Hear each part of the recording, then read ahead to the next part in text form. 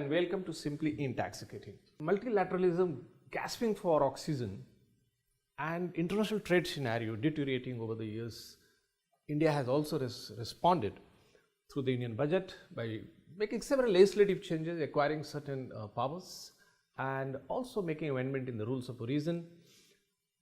The basic custom duty, of course, it has gone up for several goods. The cess route has been followed for certain items, and that is, of course, apparently for funding, some of the schemes of the central government.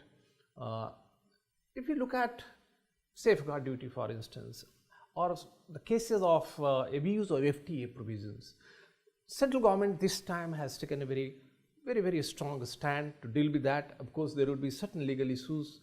We have 3 domain experts who will look into all those aspects apart from the duty side, which is the global trade, the protective wall being raised by most of the economies, and India did not want to be excluded from this kind of trend at the global level. So we have 3 domain experts. We have Mr. M.K. Sinha, the Joint Secretary, TRU, CBIC. We have Mr. Chandrasekhar from Godfrey. We have Puneet Bansal from NITYA. So Puneet, let me start with you only. Give us an overview, the changes and the issues which you think from the, the importers' perspective, the economy perspective, which is likely to create problem. I've been watching budget for almost 25 years, so this is one of the longest budget speech I heard. It ran more than 2.5 hours.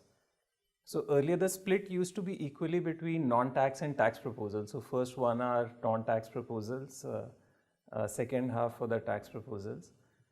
But surprisingly, out of 2.5 hours, not more than 25 minutes were spent on all tax proposals. And despite that, 2.5 pages towards end of the speech were left over. So this is a very unique thing I found in the budget.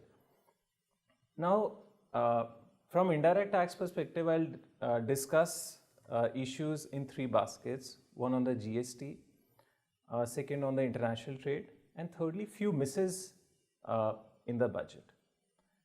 On GST side, because legislatively the decisions can be taken by GST Council only, nothing was expected from the budget, but the Finance Minister reassured e-invoicing and new GST returns coming from April 2020.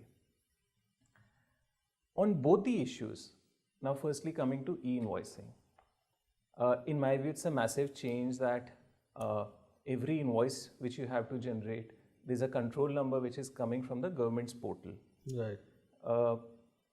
In last 2.5 years, we have seen government's readiness on IT front. Repeatedly, high courts, either on the return filing or Tran 1, etc., have raised these concerns.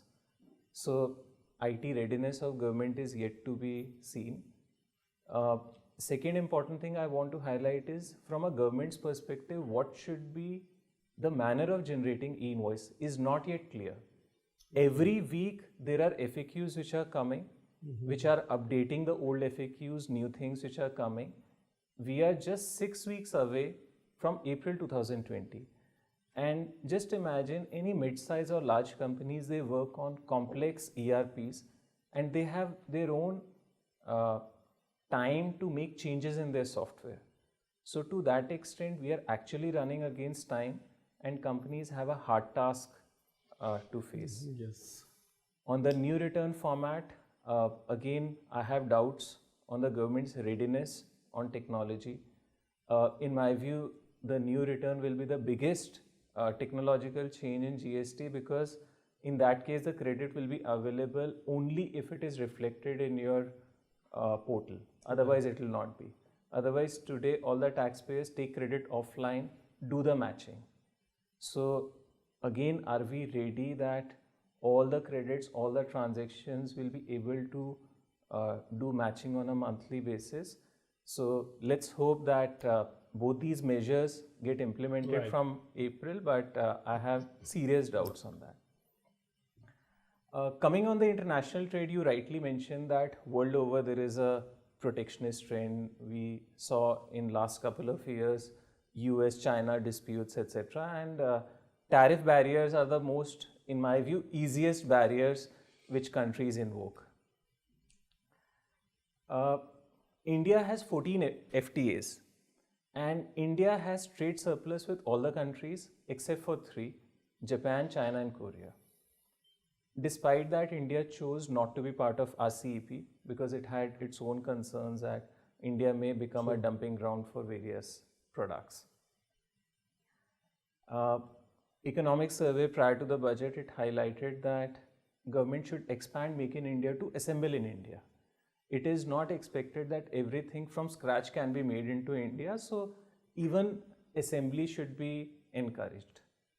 But what I see from last few budgets is the government's policy is you make in India, but you don't import into India. If you see last 3 or 4 budgets, there is a consistent increase in rates of custom duties. In this budget, be it refrigerators, e-vehicles which are actually not manufactured into India, footwear, fans, there are a number of products on which duties have increased. Yes, indeed, it's a government's decision what rate of customs duty they have to levy. But in my view, this exercise should be done once only. If in every 6 months or if in every 1 year you keep changing the rate of custom duties, it is difficult for businesses to factor in. If the custom duty has increased by 5 or 10%, even those are not the margins in the business. So to that extent, it creates a lot of policy uncertainty. And plus, yes, indeed, inflation also, because every product is not being manufactured into India. The government also imposed health cess of 5%. I think the anxiety to impose cess comes more from the perspective that if they increase the rate of custom duty, almost half of that has to go to the states. Now, by imposing cess, they have a dedicated fund to their disposal. But as we have seen in the past, that whenever a cess or a special duty or a surcharge comes, it comes with its own complications. Be it the availability of credit, be it the availability of exemptions. We have seen all those disputes in education cess, NCCD, even social welfare surcharges. This time happened, exemption has been withdrawn on many items. Yes, yes. So Puneet ji has raised, whole basket, very large basket of issues. So before Chandrasekhar ji raises some more point, maybe I would request you to, answer some of those concerns. Of course, the pilot is on about e-invoicing. So since you started with that GST side, so maybe. See, as far as pilot of e-invoicing is concerned, it has already been launched. And e-invoicing will be launched in phases. Initially, it is companies which have a turnover of more than 100 crores who have to go through the route of e-invoicing, and then by and by we'll get wiser with the experience. So this is the model which was also adopted in the launch of e-way bill. And at the time of launch of e-way bill also, similar apprehensions had been expressed that whether India can handle e-way bill. And please note that the number of e-way will be far in excess of number of invoices. Therefore, if we can handle e-invoicing, NIC is handling e-way bill, NIC will be the organization which will be handling e-way bill also, e-invoicing also. Okay. So, and both have fairly large number of similar field and similar business process and IT design issues. So I have no doubt that NIC will be able to do it, and the experience of e-way bill will get replicated in e-invoicing. Okay. Now, how much is the industry in a state of readiness for uptake of technology is an issue of a bit of technology uptake, because I do remember when GST was being launched till 1 week back, people from consultancy industry, regular manufacturers and service providers used to come and ask, अभी ये launch होगा sir या फिर से थोड़े दिन बाद launch होगा? Right. So that's the kind of outlook we have in India, and it is slowly changing. So I'm quite sure that industry will also pull up socks, will be ready with the dates, and if there is a difficulty in preparedness on either side, it's a very responsive and communicative government. I'm quite sure that industry and government will sit together, discuss and decide how to go about it so that both sides can successfully launch it for the country. I don't see it as a project for the industry or government, it is for the country. Correct. And I'm quite sure both sides will be willing to do it. Now, coming to the customs duty increase, please note that the customs duty increase has been done in a very, very calibrated way after having done the exercise in a fairly elaborate manner. There are specific segments in which for finished goods BCD has been increased, and they are mostly MSME manufactured goods. Correct. So these MSME manufactured goods were also suffering from certain dumping and needed protection. So it is in this light that to protect the domestic MSME, certain duty rates have been increased. For example, toys, kitchenware, tableware. Right. These are precisely the kind of goods which are made in MSME segment. The second segment is the phase manufacturing program. Now in that the industry is well aware. Electric vehicle or mobile phones, that over a period of time we are slowly integrating backwards. So in a particular phase, certain items which were not being manufactured, once that phase is achieved, we'll move to the next phase and start giving protection. So that is what is happening with electric vehicle also. Eventually we would want everything to be manufactured in India, and it is fair for India, given its size, population, technological prowess and size of economy, to think in terms of integrated industries where everything can be done from India, and finished goods from India can become part of global value chain. So it is with this philosophy that certain increase in customs duty has been seen in this budget. Now, as far as cess is concerned, please note that this government has been proactively providing very large number of welfare schemes at the bottom of the pyramid. So the commitment towards the bottom of the pyramid, the expenses for the same have to be, resources for the same have to be generated. So this is a resource which is generated for a noble cause, and it will go towards the weaker segment of the society. I understand the legal complications, but at the time of drafting, I have seen, as far as I have seen, that fair amount of precaution has been taken.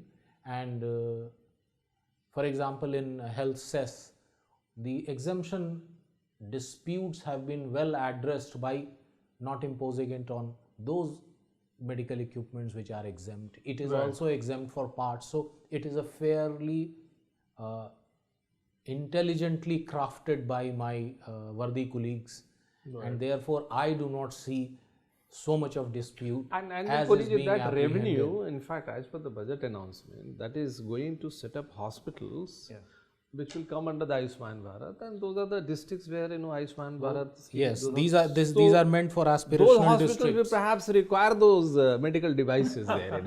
They will be installed there itself. So if you pay something here, you are immediately recovering in terms of profit there. So that way they have just aligned it. But yes, and also rightly that the government is very responsive to the difficulties being faced by the industry, and that's the reason that removal of difficulty rules and another power has been required for another 2 years. So that has been extended from 3 to 5 years. So government is that way looking at all the issues in the industry. But yes, anything else? IT challenge, I will say that perhaps IT we can do better, and we are striving to do that. People at every level are quite closely monitoring it. Every tweet in relation with IT difficulty which is faced is monitored. Corrective action where it is needed is taken. Yet the number of difficulties which the industry has encountered on this front can be reduced, is attempted to be reduced. Certain technological changes at backend are being carried out both on hardware and software side, and I'm reasonably certain that these challenges will also be overcome, because India does have the ability to do it. And even from the perspective of trade, you can check that almost everyone will confirm to one reality, that from 1st July 2017 onwards, there has been a consistent improvement in the user experience. The aspiration of Indian industry, and rightly so, is very high in terms of IT, because it's a country which provides in private sector very good IT interface. All the e-commerce provides very good interface. payment platforms provide very good interface, which are amongst the best in the world. So our aspirations are also very high. Correct. And rightly so, government should also provide the same, and I'm quite sure that we'll provide that kind of experience in near future. Yes. So, Mr. Chandrasekhar, you have certain specific issues which you would like to highlight here? See, a very interesting part is that when the budget speech concluded, I could see that Finance Minister was a little uncomfortable at the end. But throughout, I did not find any change in the excise. Okay. Therefore, inside I was comfortable that I need not to, inform anything to my people that there is any change. Okay. And that's how I messaged my colleagues that there is no change, it seems, from the speech. But I received a response that, don't go by the speech, just see the final paper. Yes. And I was also mindful of that, immediately after the TRU circular was uploaded, I seen that there is a big change. And the change was mainly the National Calamity Contingent Duty, NCCD, on cigarettes. And that was a huge change because from 90 rupees, it had gone to 440 rupees. It was approx 397%. And that's how we had to, because you'll appreciate this cigarette industry is under physical control. And these changes are made effective from the midnight. So we need to immediately implement it, and we can't afford to, delay the implementation. The associated problem, so okay, while government decided to make a change, they can do it, not an issue. What bothers us is that we are actually being made subject to dual control. Okay. See, our companies, they are under the state GST jurisdiction. Now, excise is a central jurisdiction. As per the excise law, cigarette is the only commodity which is under physical control, and each invoice of clearance is signed by the excise officials. So they remain physically present when the clearance takes place. And they keep control and watch on our clearances. Now, when the implementation of GST, the excise revenue went to a minuscule and nominal amount, except NCCD to some reasonable amount. There was no other type of excise duty. Last budget, they introduced basic excise duty also with the rider. The finance minister made it clear that the intention is not to impose the excise duty, but to overcome certain legal difficulties which were coming on charging of NCCD itself. We are doing this. So we were almost clear that they don't want to make some great changes in the excise duty this time, but it is done. The problem is, now when the excise revenue increases, the excise officials, the excise department also become serious on our watch and keeping control on us, because that also becomes now substantial for them. So now we are being watched by both the departments. We are being asked questions by both the departments. That's the problem. See, we need to appreciate, you may call it as a demerit goods, you may call it as sin goods, but it is a legal industry. I mean, we should not create too much control for this industry. Therefore, my request is that under excise law, you don't have a alternate but to get ourselves supervised by the excise officers, the CGST authorities, which are virtually. Therefore, keep these companies, the cigarette companies, under the purview of the central, not the state, so that we can procedurally be little comfortable in doing our. So he has, particularly the jurisdictional issue is little more. Actually, if you see sin goods, alcohol at the time of launch of GST was exclusively with the state. Right. Tobacco came to center, but center and state have not adopted similar kind of legal framework for these two sin goods. And that is what perhaps he has lost sight of while commenting. States wanted alcohol to be completely outside GST. Right. The sin goods of which will eventually come to center, that is tobacco, is not outside GST. So by design, it is a dual tax structure. Center will impose excise, and there will be a GST also on excise, on tobacco so that the cascading can be removed. So by design, we have adopted for tobacco a dual structure. Now at the time of launch of GST, center surrendered its excise component in favor of compensation. That has perhaps given an impression that excise is not there on this product, but when the compensation goes away, this is a revenue source for the center. This will come to center's kitty. There will be some amount of GST which the council will decide, and the balance of it will be the center's excise duty, which will get collected on this. So that is what it is.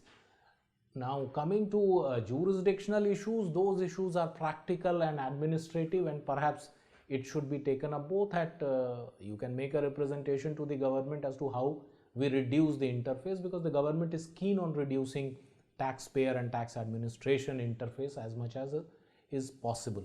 As far as increase of tax is concerned, please note that tobacco had not undergone tax increase in a few budgets, whereas earlier it used to be an annual event. Not having seen an increase, perhaps they started believing that there will never be an increase, but that it doesn't happen that way.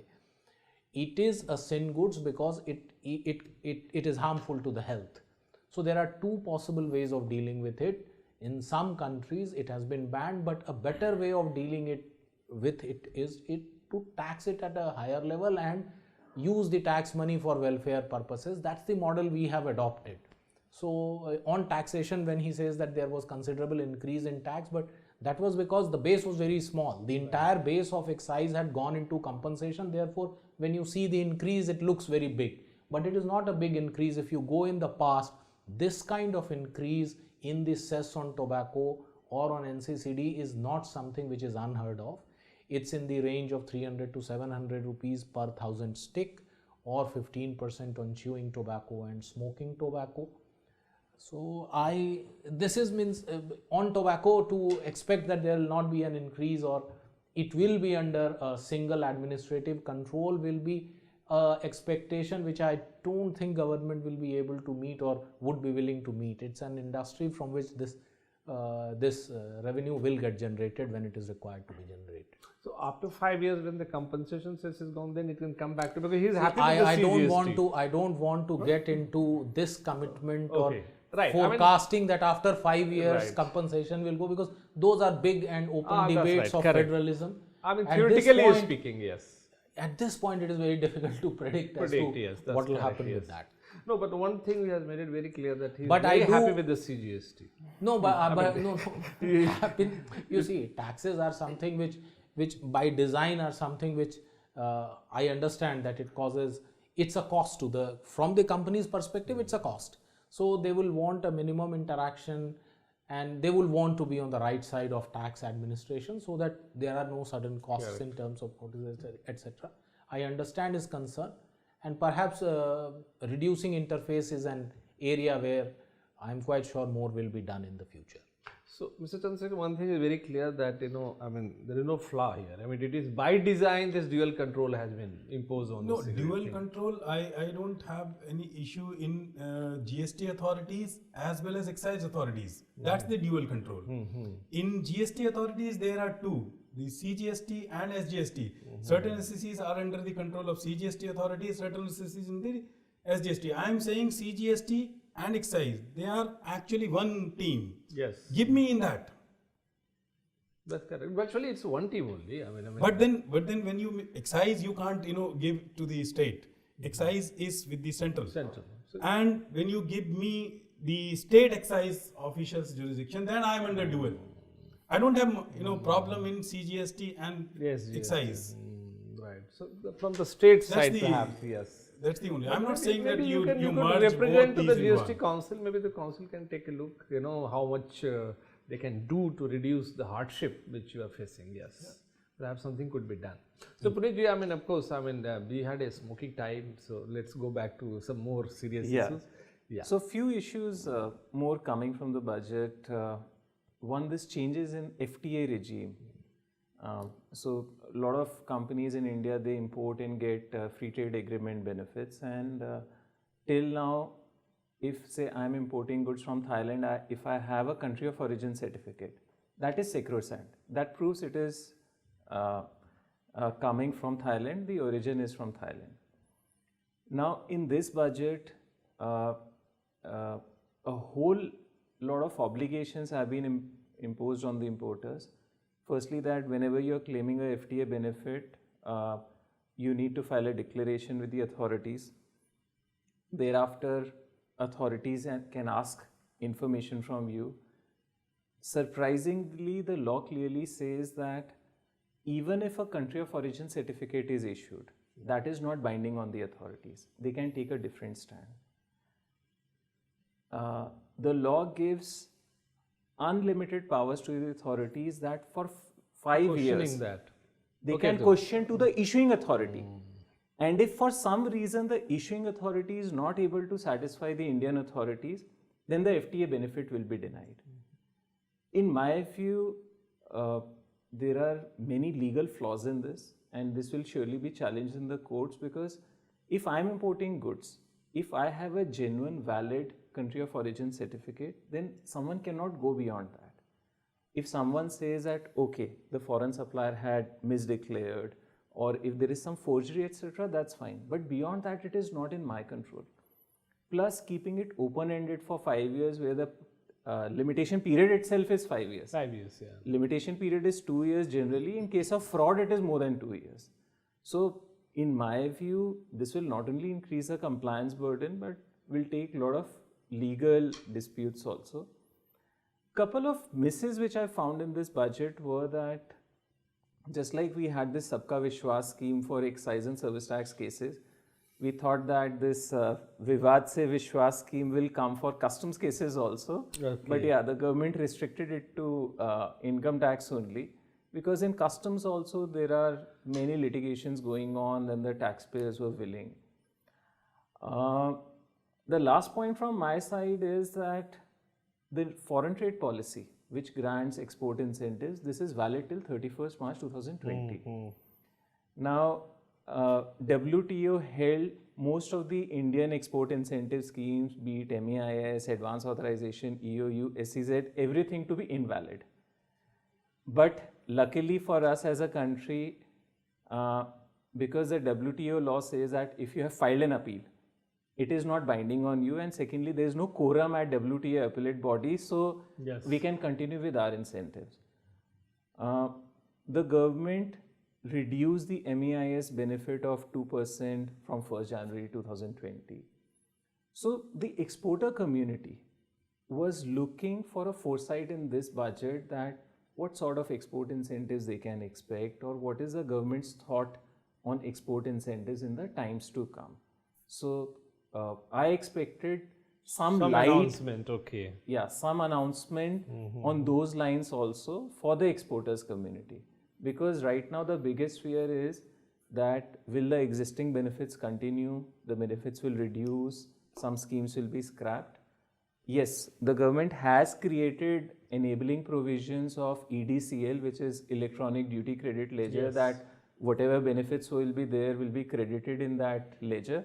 But yeah, a more policy announcement on the type of benefits which will continue, or at least a reassurance that yeah, new foreign trade policies coming from April 2020, that was expected by the industry. Okay, so let me go to Mr. Srinath. Then FTA side, I mean, naturally, according to him, that there are a lot of burden, onus is being put on the importer, and the customs is requiring a lot of power to question and go back to 5 years.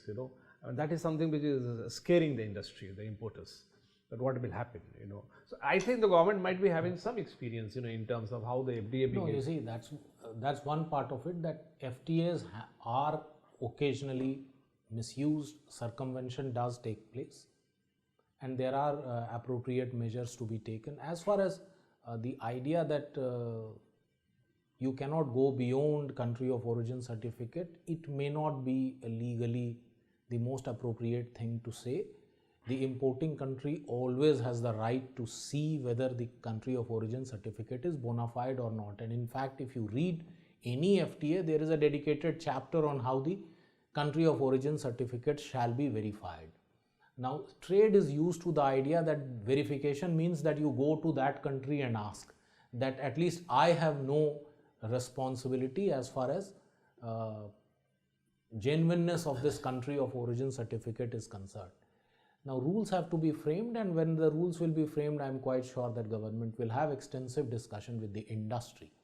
You have to make a distinction between what is collecting information and second, where does the onus of proving the validity of COO lies. These things are matter of detail. Customs certainly has powers to call for information. Using that information in the verification regime, where does the onus lie, how the verification will be carried out with a foreign country, and in the interim, how much of benefit to give or keep suspended are matters of detail on which work will be done with the industry. But my view is that it is quite fair to acquire this power. To sign an agreement, a sovereign does not become toothless when its experience shows that there is circumvention, many of which arising out of Indian companies setting up their own sister concerns in the FTA country. For example, gold imports from one of the FTA countries, which he named, which I would not want to name. Fairly large number of Indian companies did use those routes. So you have to understand that business ethics level is also not the most highest when it comes to mid-sized companies at some places. So based on commodity, nature of FTA, what is the kind of investigation required, based on that rules will be made, and I am quite sure that gone are those days when tax administration did a very roving and brutish kind of investigation. Those things will not happen. It will be used for the benefit of the domestic industry when there is clear evidence that all is not well with the use of FTAs. I mean, either way, it's a double-edged sword. So maybe it could be. See, domestic industry also has an aspiration that what is this FTA that despite being government, you are saying that you are helpless, and can a sovereign say, a government say that there is a clear pattern of an event happening, then we still do not have the legal wherewithal to handle this. Those loopholes have to be plugged. So I am of the view that this power should have been acquired and has been rightly acquired. How it is used and how sparingly it is used is an important issue which will get addressed at the time of framing of the rules. And I do not see any difficulty in this being part of. I understand some people are saying that no, this cannot be part of the legal framework. But if you see the verification paradigm which has been incorporated in the law, many of these parameters are part of the developed country's verification regime. In fact, many of our FTAs are very sketchy. Many of these elements could have been incorporated at the time of signing of the FTA itself.